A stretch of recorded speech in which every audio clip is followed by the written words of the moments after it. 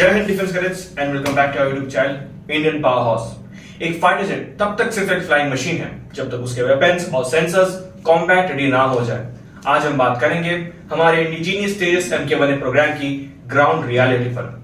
Hindustan aeronautics limited यानी HAL के नए चेयरमैन और मैनेजिंग डायरेक्टर रवि कोटा ने, जिन्हें एरोस्पेस कम्युनिटी में LCA मैन के नाम से जाना जाता है, तेजस MK1A की डिलीवरी को टॉप ऑब्जेक्टिव बनाया है। लेकिन करेक्ट ग्राउंड रियलिटी थोड़ी कॉम्प्लेक्स है।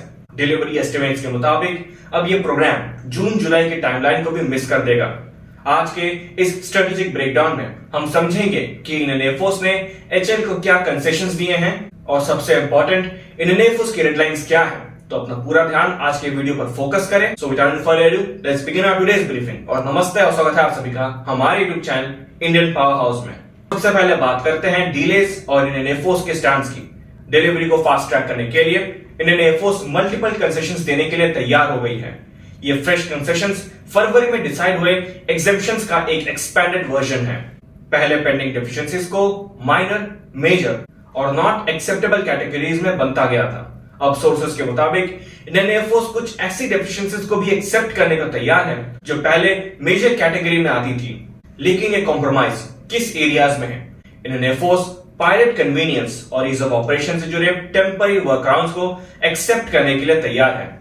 उदाहरण के लिए कॉन्ट्रैक्ट में फ्लाइंग का कोई एस्पेक्ट ऑटोमेटेड था लेकिन उसमें टाइम लग रहा है, तो इंडियन एयरफोर्स उसे करेंटली मैनुअल ऑपरेट करने पर कॉम्प्रोमाइज कर सकती है। कुछ पेंडिंग काम को पूरा होने में अभी भी लगभग 1 साल और लग सकता है। लेकिन कैडेट्स, एक एयरफोर्स सिर्फ कन्वीनियंस पर नहीं चलती, उसे वॉर जीतनी है। इसलिए इंडियन एयरफोर्स ने HAL के सामने एक क्लियर रेड लाइन ड्रॉ कर दिया है। ये रेड लाइंस डायरेक्टली एयरक्राफ्ट की कॉम्बैट कैपेबिलिटी से जुड़ी हैं, स्पेसिफिकली मिसाइल फायरिंग फंक्शनैलिटी और इलेक्ट्रॉनिक वॉरफेयर सिस्टम की परफॉर्मेंस पर कोई समझौता नहीं होगा। इंडियन एयरफोर्स का स्टैंड बिल्कुल क्लियर है। वो ऐसा एयरक्राफ्ट एक्सेप्ट नहीं करेंगे जिसे इंडक्शन के कुछ महीनों बाद भी किसी कॉन्फ्लिक्ट में यूज ना किया जा सके।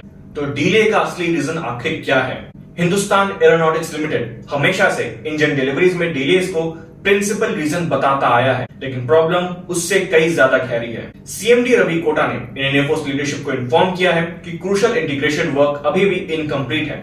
इसमें इजरायली रडार को वेपन फायरिंग कंट्रोल्स और इलेक्ट्रॉनिक वॉरफेयर सूट के साथ लिंक करना शामिल है। Previous HAL leadership under farmer CMD DK Sunil ने रिपीटेडली डिलीवरी टाइमलाइंस को रिवाइज की थी। डिफेंस एस्टैब्लिशमेंट में अब ये परसेप्शन बन रहा है कि पहले के पब्लिक एश्योरेंसेस रियलिटी कम और HAL के स्टॉक प्राइसेस को मेंटेन करने के लिए ज्यादा थे। अब इंडियन एयरफोर्स अपने एयरक्राफ्ट एक्सेप्टेंस ट्रायल्स तभी शुरू करेगी जब अगले महीने की रिव्यू मीटिंग में HAL कंफर्म कर दे कि critical pending integration work complete हो चुका है और इन ट्रायल्स में रफली 1 महीने का टाइम लग जाता है। सो करेक्ट, इस पूरे सिनेरियो का कंक्लूजन क्या है? इंडियन एयरफोर्स को जेट जल्दी चाहिए, लेकिन एक टूथलेस जेट नहीं चाहिए। पायलट कन्वीनियंस पर इंडियन एयरफोर्स कॉम्प्रोमाइज कर लेगी, लेकिन दुश्मन को आसमान से गिराने की कैपेबिलिटी पर कोई कॉम्प्रोमाइज नहीं होंगे। जब तक तेजस MK1A का रडार और वेपन्स सीमलेसली इंटीग्रेट नहीं होते, इंडियन एयरफोर्स इस फाइटर को लाइन ऑफ कंट्रोल पर ट्रस्ट नहीं करेगी। आत्मनिर्भरता जरूरी है, लेकिन कॉम्बैटिवनेस उससे भी ज्यादा जरूरी है। अगर आज के इस टैक्टिकल ब्रेकडाउन से आपको तेजस प्रोग्राम की रियल ग्राउंड रिपोर्ट समझ आ गई है तो इस वीडियो को लाइक जरूर करें।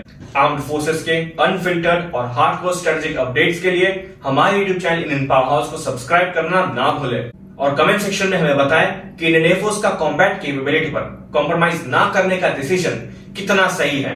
और जाने से पहले अपना अटेंडेंस मार्क करने के लिए कमेंट सेक्शन में जय हिंद लिखना ना भूलें। मैं मिलूंगा आपसे नेक्स्ट वीडियो में, तब तक के लिए जय हिंद, जय भारत एंड स्टे कॉम्बैटिव।